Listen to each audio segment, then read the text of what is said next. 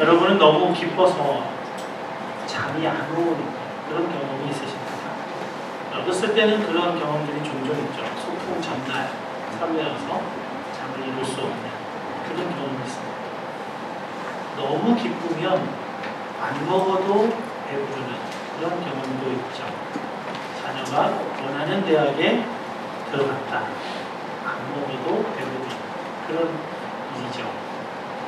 설교자에게도 안 먹어도 배부른 일이 있다면 뭘까요? 설교가 여러분에게 잘 전달이 되면, 소위 설교가 먹히면, 그러면 설교자는 기쁘죠. 지난 주간에 어느 한 청년이 문자로 목사님 덕분에 하나님을 사랑하게 되었습니다. 영광이죠. 저 같은 사람에게는.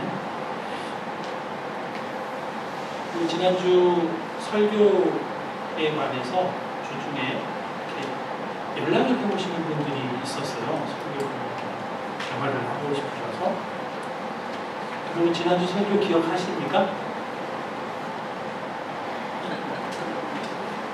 그런 건 서로 물으면 안 되는 거죠. 서로 어려워지는 2, 3초의 시간을 견뎌야 되는 그런 제목입니다. 신앙생활의 3단계라는 제목으로 말씀을 나누었습니다. 하나님의 말씀을 들어야 믿음이 생긴다. 하나님의 말씀을 듣기만 하는 것과 하나님을 경험하는 것은, 만나는 것은 틀리지는 않지만 정말 다른 문제다.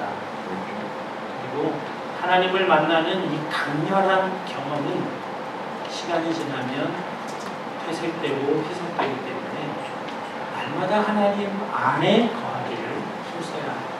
그런 말씀을 나눴습니다. 그리고 이제 예로 제가 돌로미티에서, 돌로미티라고 하는 정말 수려한 자연 경관을 만났을 때의 그 경험을 나누고, 제가 숙소에서 수영장 딸린 숙소에서 지내면서 보았던 그런 이야기들을 함께 나누었습니다.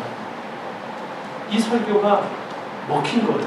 그래서 저에게 연락하셔서 그 레지던스 주소가 어떻게 되나요?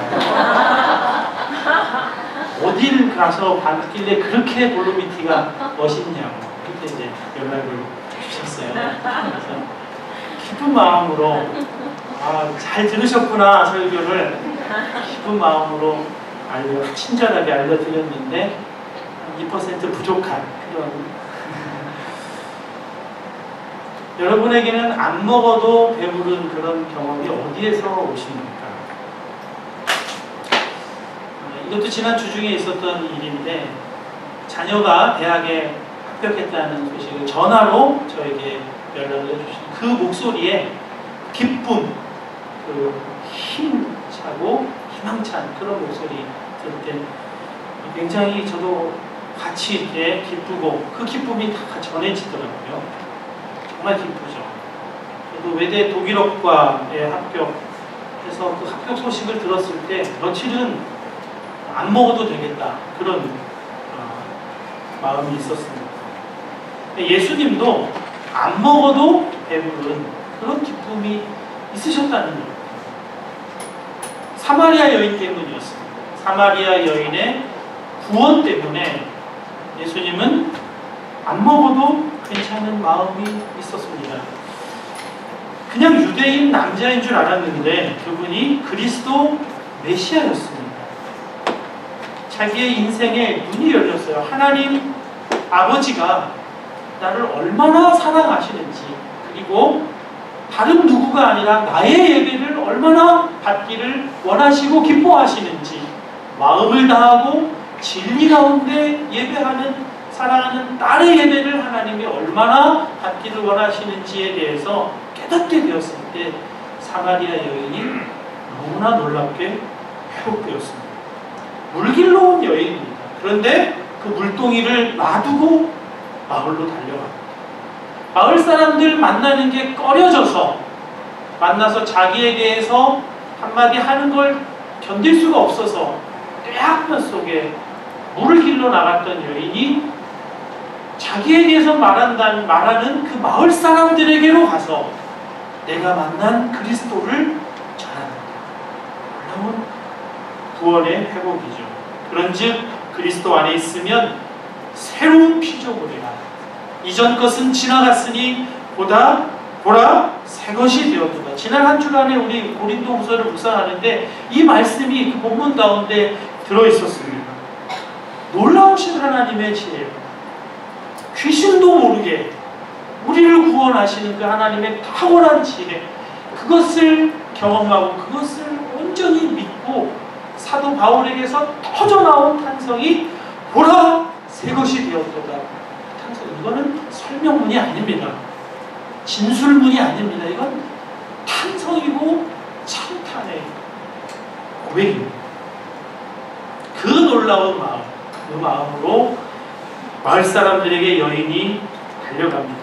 1983년도 한반도에 아주 굉장한 일이 있었죠.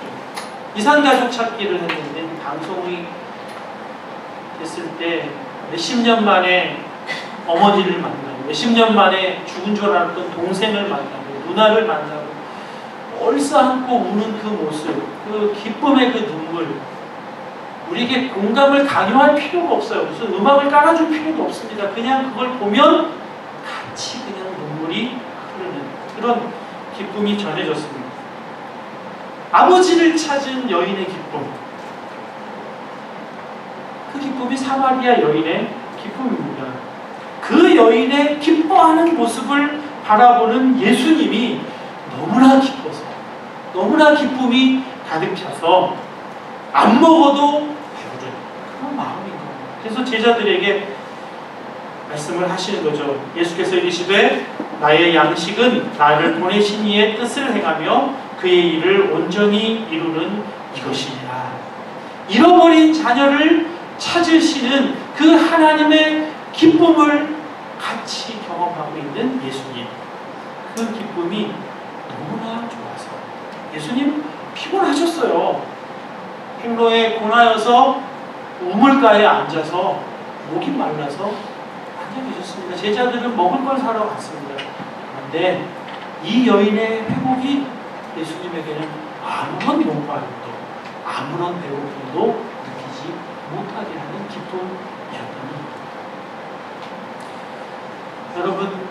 여러분 마음의 병, 마음의 상처, 그건 관리를 잘 하셔야 합니다. 이거 그냥 내버려 두시면 큰일 납니다. 마음의 병과 마음의 상처는 반드시 몸의 병과 몸의 질병으로 가게. 유학생활하는 청년들을 많이 만나보고 많은 분들을 상담하면서 정말 마음의 문제는 몸의 문제까지 가는구나. 마음의 상처가 의심, 불면, 우울증, 조울증, 공황장애, 정신분열까지. 한국에서도 그런 분들을 많이 만나봤어요. 뭐가 들린다는 거예요. 아무도 안 들리는 게 그분에게만 들린다는 겁니다. 이건 생생한 목소리로 들린대요. 몸이 무너지고, 마음 무너지는 것으로 끝나지 않아요. 몸이 무너져야 끝납니다.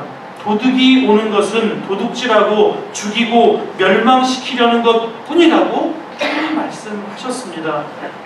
마음의 상처로 마음이 도둑질 당하면 죽고 멸망 당하는 일만 남는 겁니다. 그건 사단이 하는 일이죠. 우리 오장육부가요, 자율신경계통으로 이렇게 작동이 됩니다.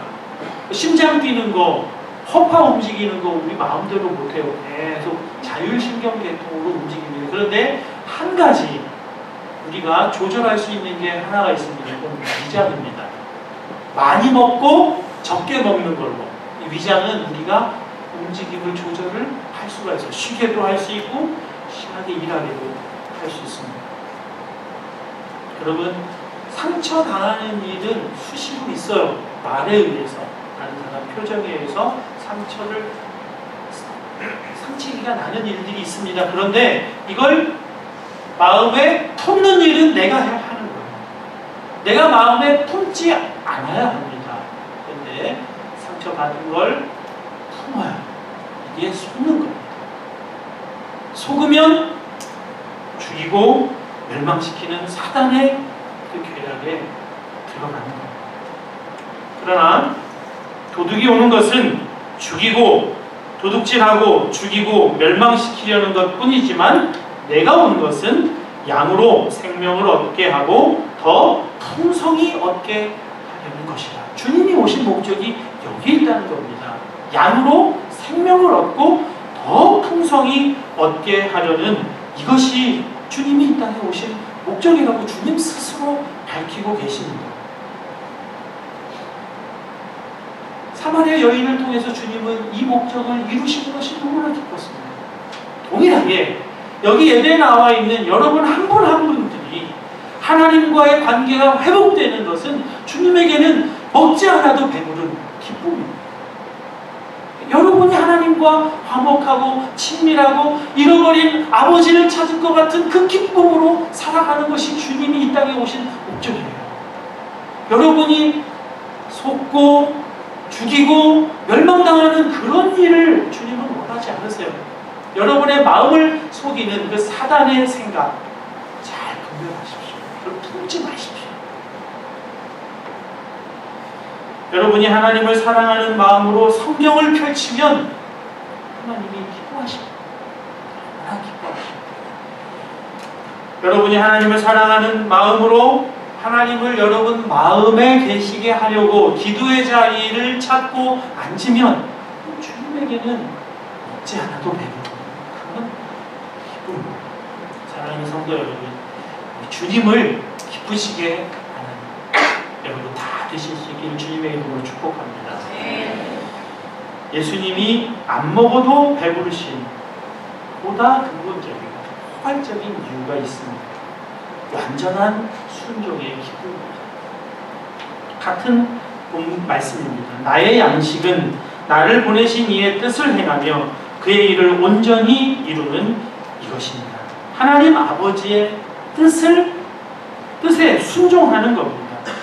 요한복음 5장 30절에도 동일한 말씀을 반복해서 하고 계십니다. 내가 아무것도 스스로 할 수 없노라. 듣는 대로 심판하노니 나는 나의 뜻대로 하려 하지 않고 나를 보내신 이의 뜻대로 하려 함으로 내 심판은 의로우니라. 나의 뜻대로 하려 하지 않고 나를 보내신 이의 뜻대로 하려는 이것이 바로 순종입니다. 완전한 순종이죠. 이것이 주님에게는 기쁨이었습니다. 예수님의 관심은 온통 하나님의 뜻이었어요. 주기도문 여러분 기억하시죠? 하늘에 계신 우리 아버지 이름이 거룩히 여김을 받으시오며 나라가 임하시오며 뜻이 하늘에서 이루어진 것 같이 땅에서도 이루어진 하나님의 뜻, 그것이 이루어지는 것, 그것이 주님에게는 항상 관심이었습니다. 하나님의 뜻을 모르겠다고 힘들어하는 분들을 많이 만날 수가 있습니다. 때로 저도 하나님의 뜻이 무엇인지 몰라서 참 안타까운 심정이 될 때가 있습니다. 그렇습니다. 하나님의 뜻을 알기는 참 어렵습니다. 여러 가지로 방해가 있습니다. 이 세상 신이 우리의 마음을 혼미하게 하여 복음의 광채의 빛을 비추지 못하게 차단하는 그런 역사도 있습니다. 길가에 떨어진 씨와 같이 우리 마음이 딱딱하게 굳어 있을 때 하나님의 뜻이 와도 새가 그냥 잡아 먹어버리는 그런 것으로 되어버립니다.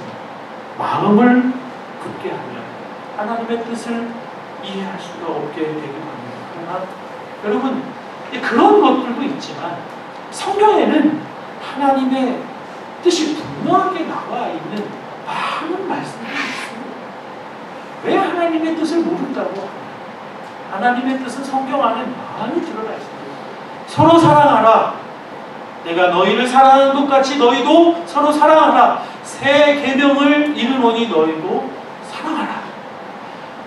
너무나 잘 못 알아들으니까 아예 하나님의 뜻이니라 하고 밝힌 말씀도 있죠. 항상 기뻐하라. 쉬지 말고 기도하라.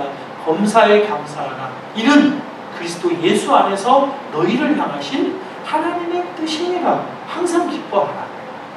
쉬지 말고 기도하라. 범사에 감사. 이건 하나님의 뜻이에요. 근데 왜 그 뜻이 이해가 안 될까요? 너무나 뜻은 분명한데 왜일까요? 순종이 없기 때문에 뜻이 이해가 안 돼요. 김동호 목사님이 여러 차례 본인이 당뇨병 환자라는 것을 설교 시간이나 페이스북에 자주 언급을 하십니다. 가장 힘든 일이 있대요. 뭘까요? 가장 힘든 일. 체중계 위에 올라가는 일이 가장 힘든 일이에요. 체중계 위에 올라가면 얼마나 체중이 늘었는지 알게 되잖아요. 그러면 혈중 당뇨의 농도가 얼마인지를 짐작할 수가 있죠. 먹을 것 줄이고 운동 더 하고 이렇게 돼요. 그런데 너무 힘들대요. 체중계 위에 올라가는 게. 자기 체중과 직면하는 게 힘든 거예요. 자기 체중이 어떤 상태인지를 점검하는 것, 그것이 힘들어요. 왜요?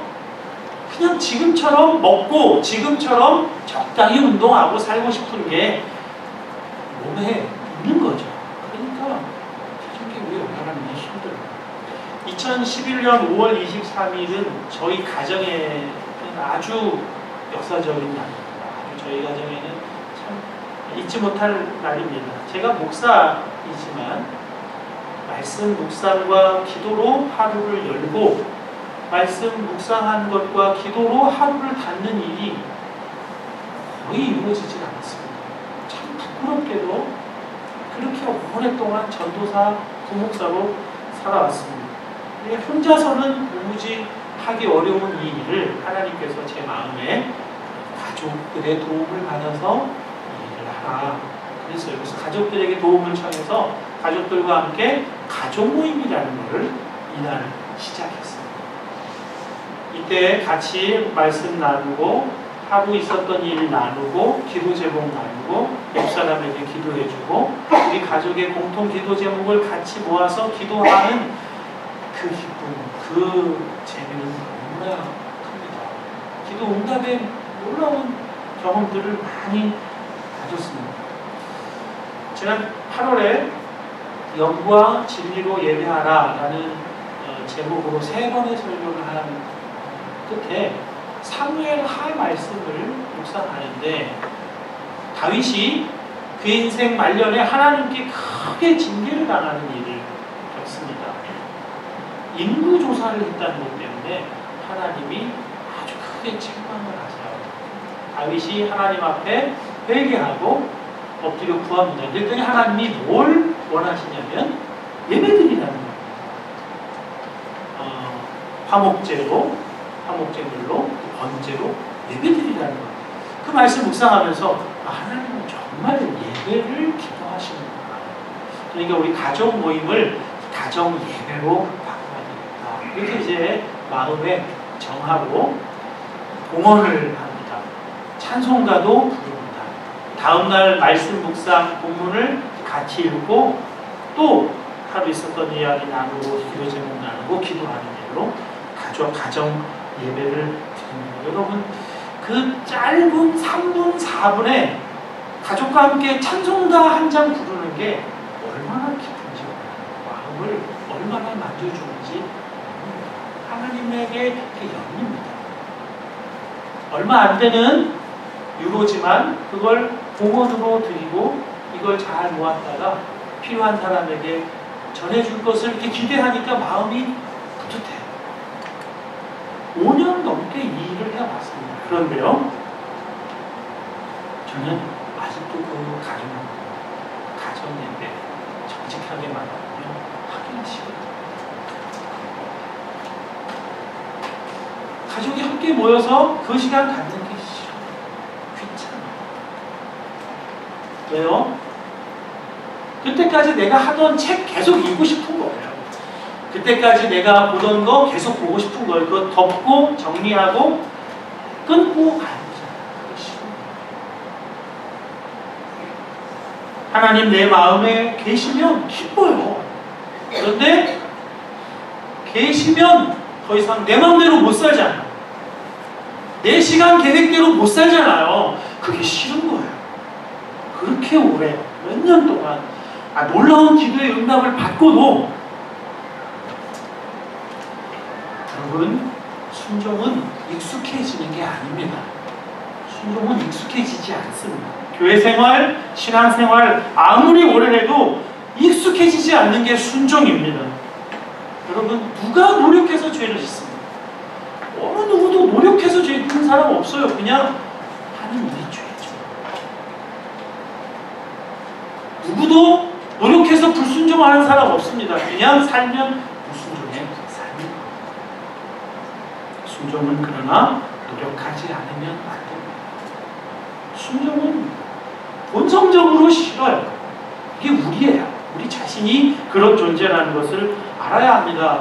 핑계는 많죠. 사람 때문이다, 환경 때문이다, 무슨 일 때문이다. 핑계는 참 많습니다. 그것 때문이 아니에요. 우리의 본성이 불순종하는 본성이기 때문에 순종하기를 싫어하고 순종하지를 않는 겁니다. 새벽에 기도하시라, 말씀 묵상하고 나누시라, 성경 읽으시라. 여러분 귀에 딱지 지지 않으셨어요 혹시? 얼마나 많이 말씀합니다. 얼마나 많이. 왜 안 하죠?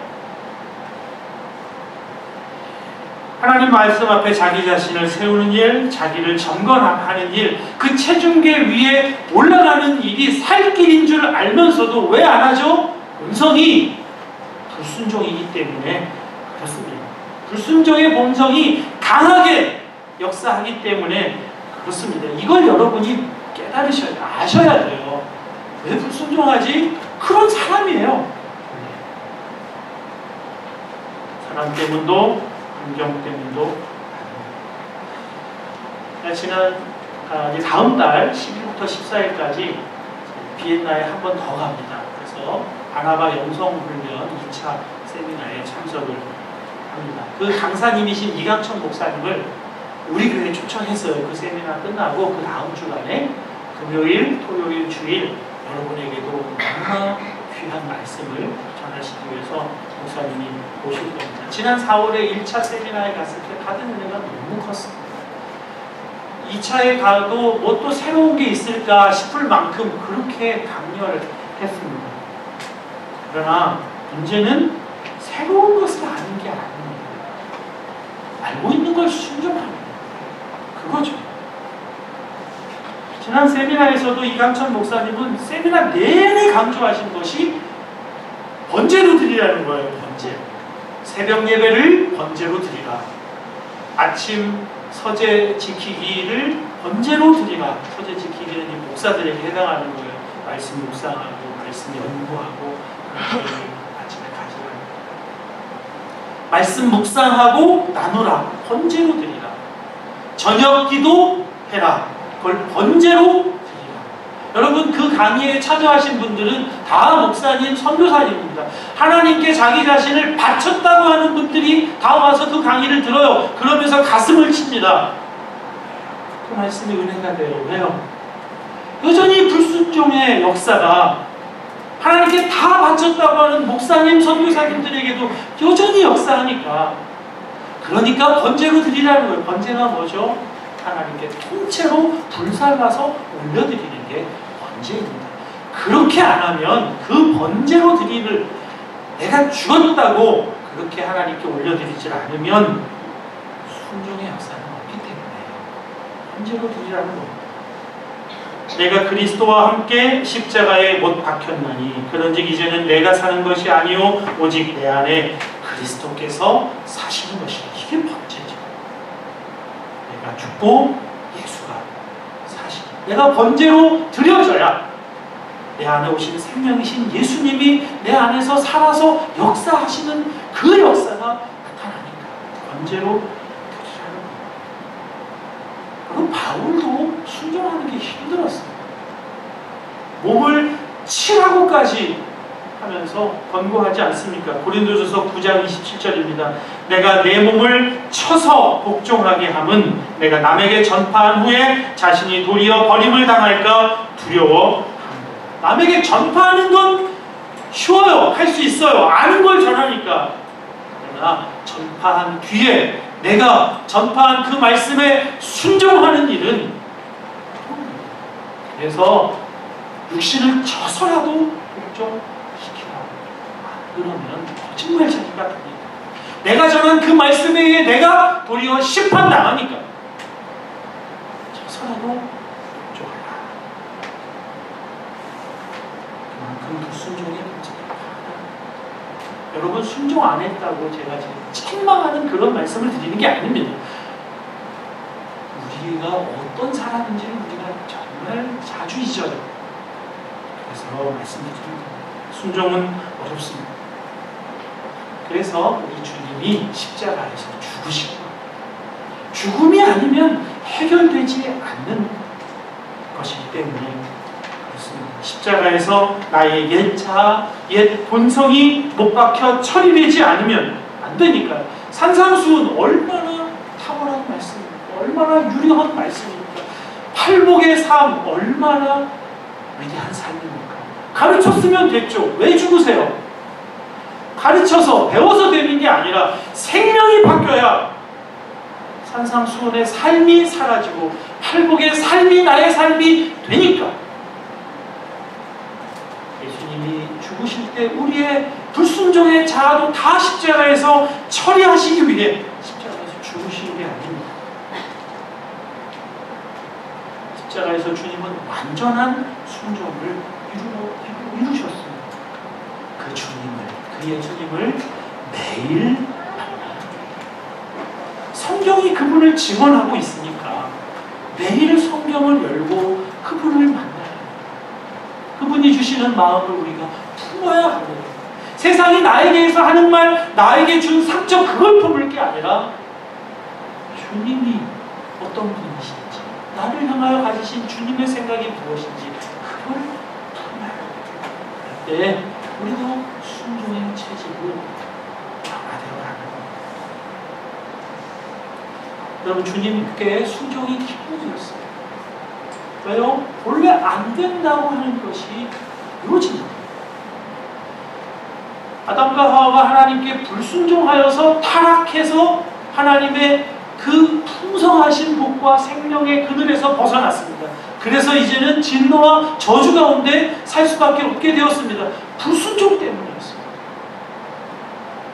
그런데 주님이 순종하셔서 이제는 그 불순종의 삶에서 저주와 진노 가운데 살던 사람들이 십자가를 통과하여서 순종의 삶, 하나님의 복과 은혜와 생명이 가득한 그 삶으로 나아갈 길이 주님의 순종으로 열릴 거예요. 이것이 주님께는 너무나 놀라운 기쁨이었습니다.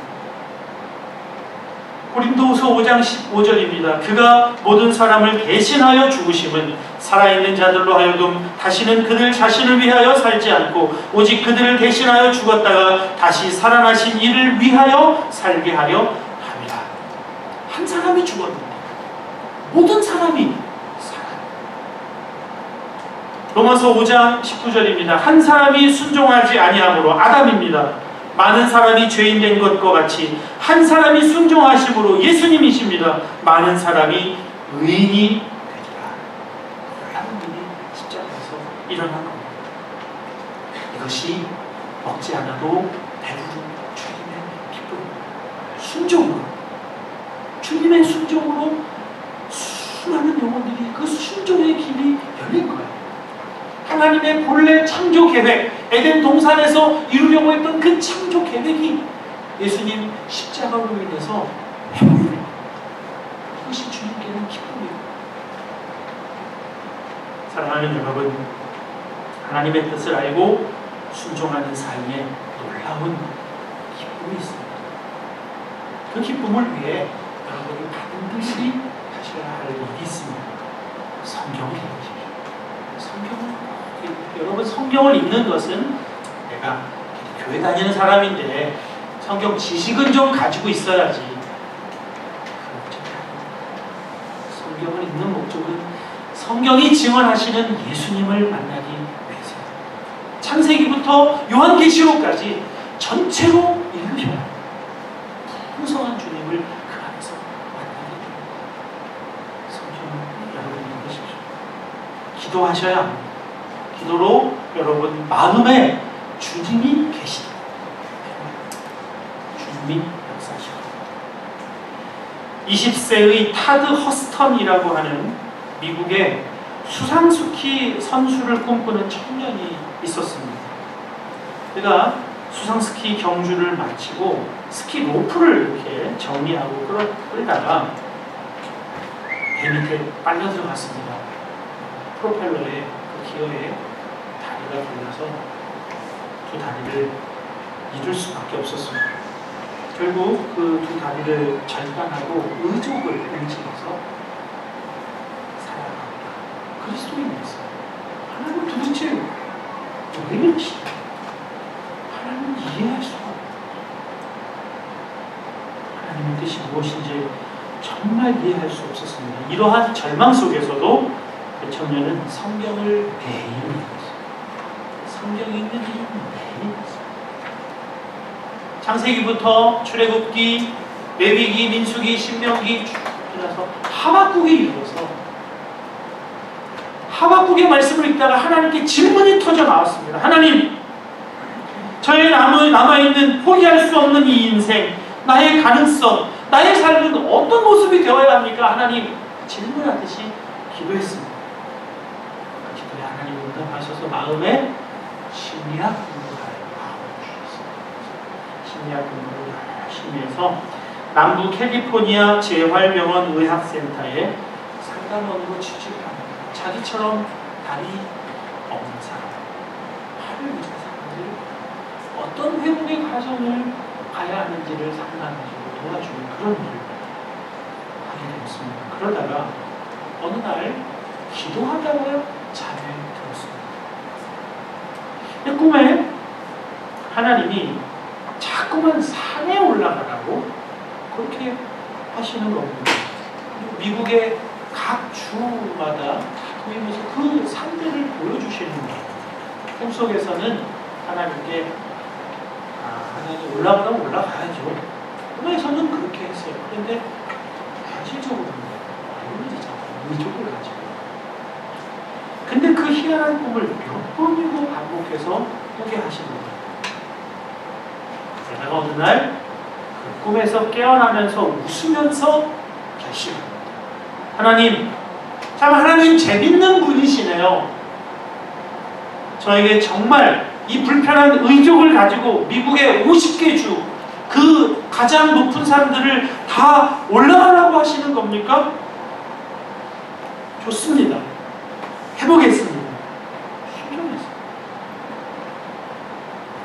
그리고 이렇게 고백합니다. 이 도전은 저와 같은 장애우들에게 놀라운 꿈과 삶의 격려가 되었으면 좋겠습니다. 제가 계획을 세워서 도전해 보겠습니다.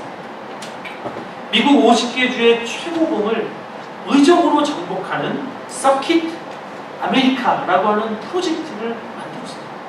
그리고 1994년 6월 1일 알래스카주 맥킨리 봉을 시작으로 해서 그의 정복 행보가 시작이 돼요.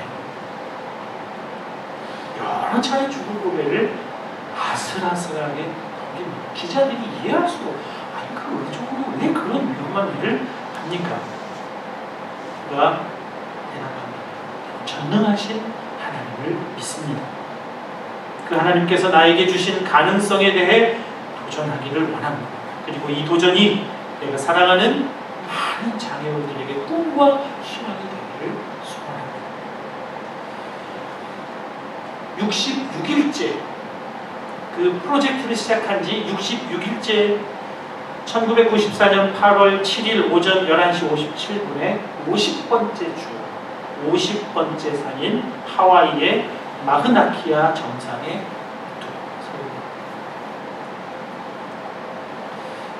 서게 66일 21시간 47분 만에 50개 주의 모든 산을 다 의족을 가지고 올라가는 기록을 가지게 됐습니다. 그 마지막 정상 높은 곳에서 전능하신 하나님을 찬양합니다. 전능하신 하나님, 정상에 도전할 수 있는 나의 가능성을 열어주신 하나님을 찬양합니다. 아무런 가능성이 없어 보이는 그의 인생에 아무런 가능성이 없어요. 순종합니다. 순종할 때 나에게는 없는 가능성, 하나님께로부터 열려지는 것을 여러분, 순종 어렵습니다. 그러나 완전한 순종이신 주 예수님 그분을 바라보며 여러분도 이 순종의 길로 나아가 순종의 놀라운 기쁨을 취하실 수 있기를 주님의 이름으로 축복합니다. 사랑하는 한마음교회 성도 여러분, 기도에 순종하십시오. 성경 읽고 묵상하기에 순종하십시오. 묵상 나누는 일에 순종하십시오. 놀라운 일을 그때부터 시작합니다. 주님이 그것을 통해 나에게 순종할 마음을 계속 부어주실 겁니다. 주님이 그 순종의 길을 열어주실 겁니다. 순종이 어렵다고 여겨질 때 여러 차례 해봤지만 안 되던 걸 사도 바울의 고백으로 나아가십시오. 주님, 내가 죽었습니다. 나의 경험은, 나의 감정은, 나의 생각은 죽었습니다. 십자가에서 죽었습니다. 예수님이 나의 생명이시니 이 고백으로 나아가십시오. 순종의 길이 열리게 될 줄 믿습니다.